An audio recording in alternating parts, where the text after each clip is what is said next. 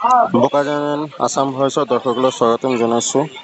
আমি জনাবলৈ পাই সুখী হৈছোঁ যে অসমৰ সংবাদ মাধ্যমৰ ভিতৰত প্ৰথমবাৰৰ বাবে আমাৰ বোকাজান আসাম ভইচ উপস্থিত হৈছেহি অমৰনাথ যাত্ৰাৰ যাত্ৰী কেম্প যেটো আছে পান্তা চকত। তাত এতিয়া আজি আপোনাৰ ওলাব জত্থা ওলাব, য'ত ইয়াৰ পৰা কাৰণে যাবলৈ জত্থা ওলাই আছে। সেইটো কাৰণে মানুহবিলাকে চব ৰেডি হৈ আছে। আহক আমি অলপ চাওঁ আৰু